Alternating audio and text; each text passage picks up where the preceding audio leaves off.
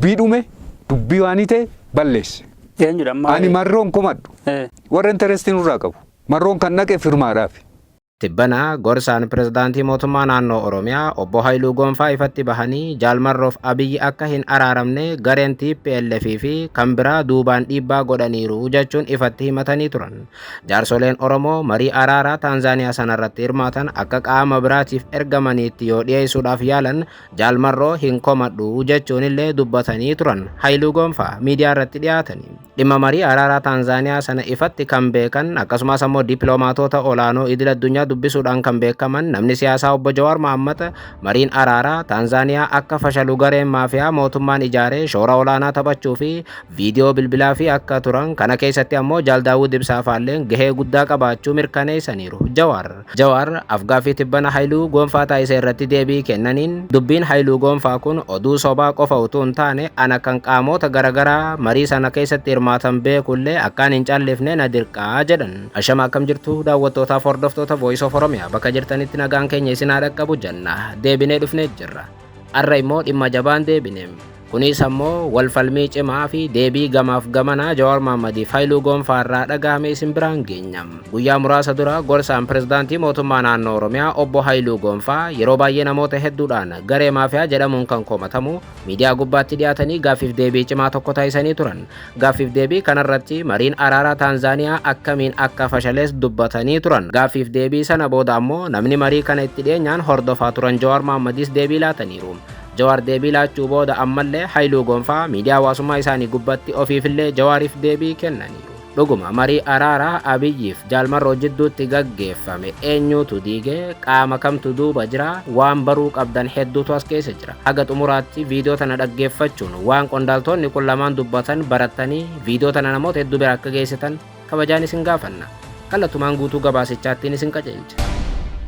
Haaluma kana namoota marii araaraa kana akka milkaa'uuf dhiibbaa guddaa taasisaa turanii fi dhimma kanarratti dippiloomaatota hedduu faana hariiroo qabaachaa kan turan keessaa tokko Jawaar Mohaammed gaaffiif deebii Haayiluu booda ibsa kenneen haasoyni Haayiluun miidiyaa gubbaatti dhiyaatee taasise guutummaatti kijiba guddaa ta'uu himan. Barreeffama dheeraa katabaniin Jawaar Mohaammed akkanaan eegalan. Jeneraal Haayiluu Gonfaa nabsi abbaatii maafiyaa 120 jaarsolii umrii 60 oliitu marii araaraa biltsiginnaaf woboo jidduu fashalse kan jedhe soba rabbiin jibbeedha jedha Jawaar.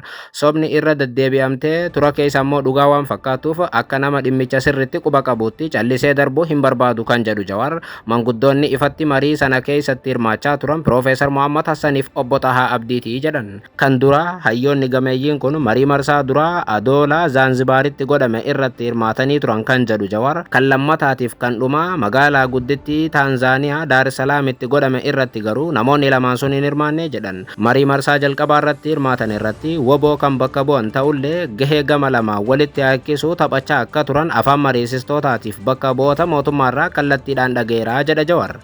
Piroofeesar Mohammediif obbo Tahaa Abdii. Piroofeesar Mohammad marii duraa fi marii boodallee waliin haasaa turre kan jedhan Jawaar. Obbo Tahaa immoo marii dura biyya Ingiliz magaalaa Londanitti marii booda ammoo biyya Ameerikaatti walagarree haasofneerraa jedhan.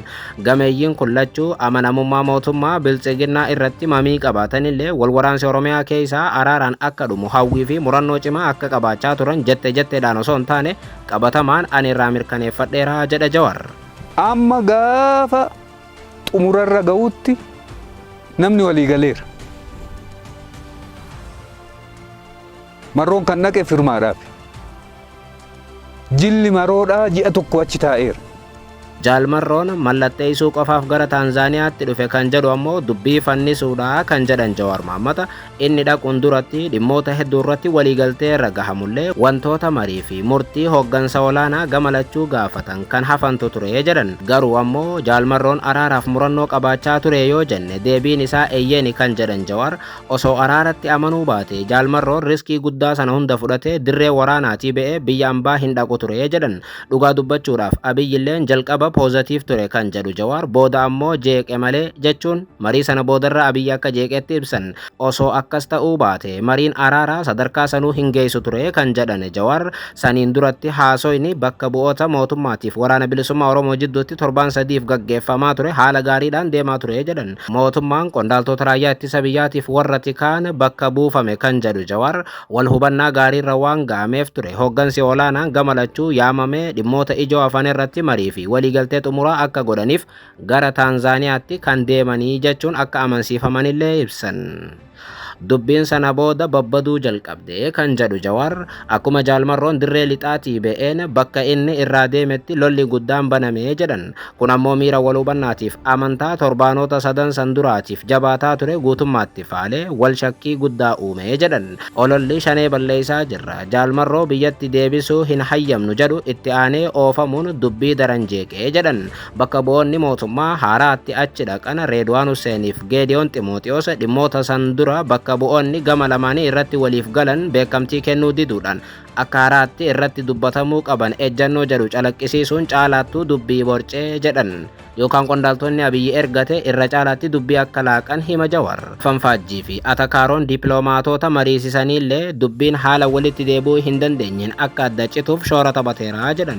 Erga Jeneraal Haayiluu Goonfaa quba warra biraatti qabuu barbaade yookaan ammoo Ijipt Eertiraaf TPLFitti quba qabuu barbaade shoora gareen isaa araara san fashalsuudhaaf taphatte saaxiluun dirqama ta'aa jedha Jawaar. Mariin araaraa eegaluutiin durarraa kaasee waraana bilisummaa Oromoo zoonii jiddugaleessaa harka kennisiisuudhaaf hojjechaa turaniiru warri mootummaa gaafa mariin eegalullee waraana bilisummaa Oromoo guututti akka humna siyaasaa tokkotti waliin dubbachuu hin feesisu zooniidhaan qoqqonnee galchina yaada jedhu mootummaadhaaf dhiyeessaa turanii jedha Jawaar.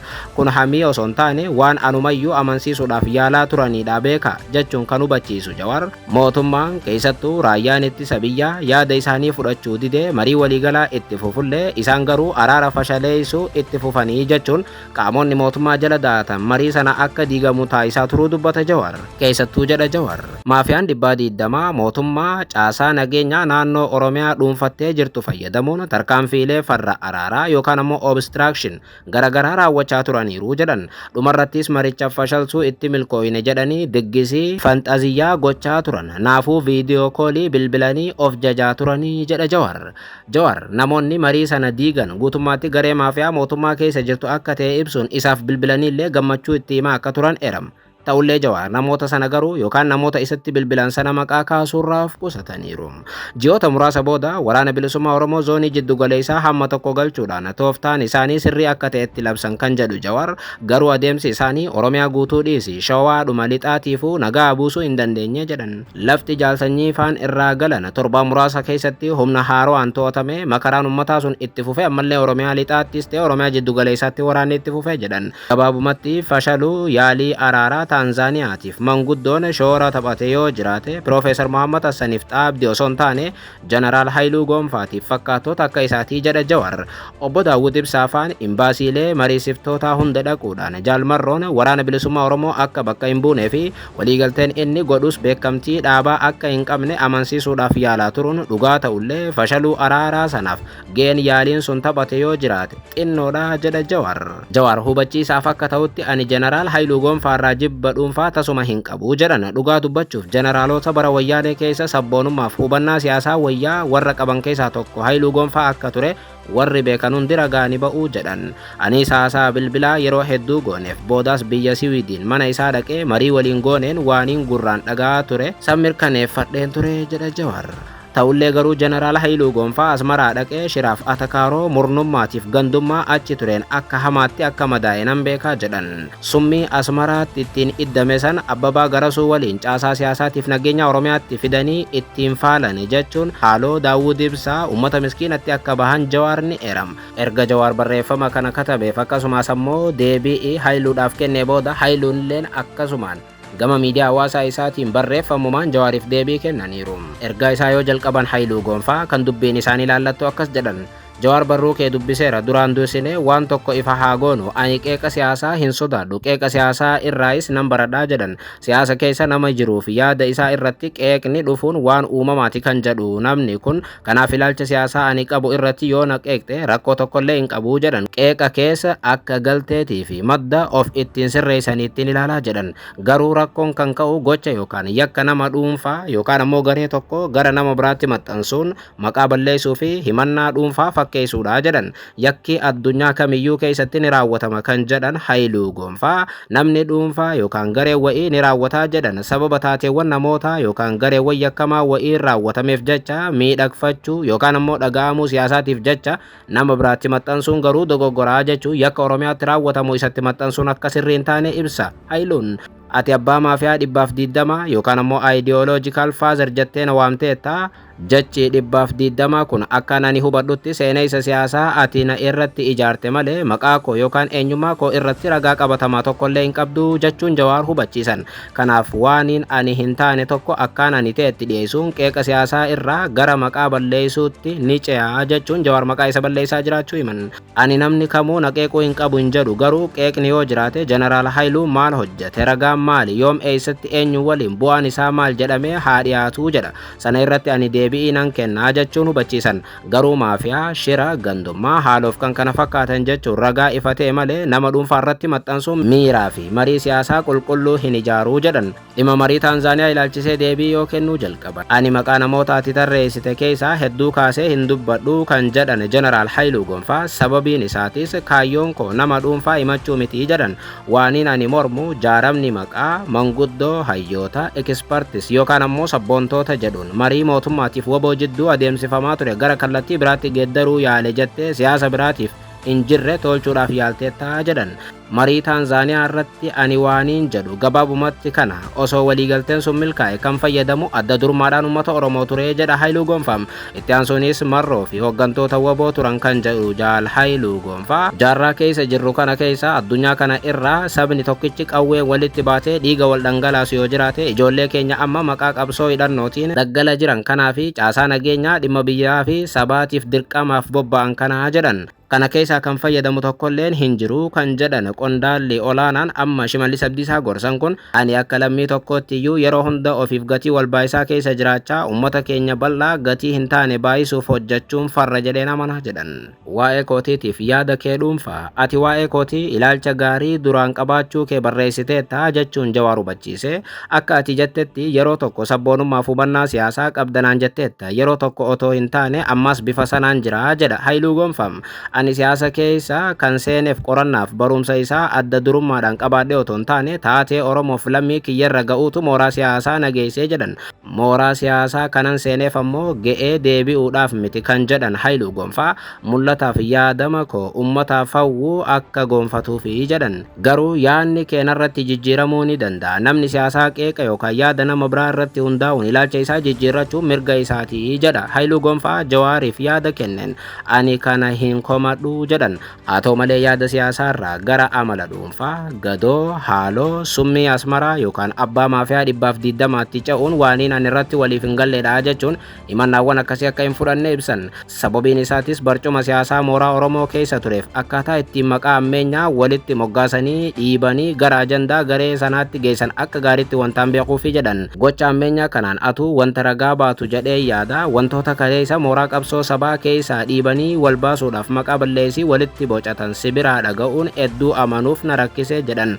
Yaadamaan ani qabu irratti na qeeqxa malee aadaadhuma mooraa qabsoo keessaa wal moggeessuudhaaf jecha kaleessa qabsoo ittiin dhiibaman ni fayyadamta jedhee hin amanuu jechuun taateen ati amma raawwachaa jiru nu moggeessuudhaaf jedhanii Jawaariif deebii kennan. Ani asmaraa dhaquun koo achitti maal akka na mudate maal akkaan baradhe yookaan ilaalchi koo maal akka ture seenaa koo keessatti ofuma kootiin ibsachuu nan danda'a. Garuu seenaa jireenya koo keessaa waan tokko tokko fuudhanii sababaaf ragaa guutuu malee akkasummii natti maxxansu miira siyaasaa qulqulluu mitis jedhan.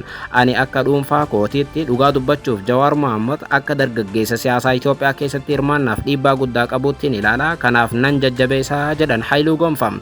Garuu gorsa tokkoon siif qaba jechuun Jawaar gorsan. beekamtiin nama tokko aangootti fiduu ni danda'a. Garuu aangoo yeroo dheeraa itti fufsiisuudhaaf beekumsiif yaadni mo'ataa siyaasaa gabbifachuu ni barbaachisaa jedhan. Abbootiin siyaasaa hedduun dhumarratti aangoo barbaadu. Kun adeemsa siyaasaa keessatti ammeenya hin qabu jedhan. Garuu aangoon karaa gabaabaaf wal dhiibuudhaan qofa hin dhufu jedhan. Gabaa siyaasaa keessatti yaada buleessa mul'ata dheeraaf yaadama uummanni fudhatu qabaachuun karaa aangoo ittiin argatan keessaa isa guddaadha jedhan.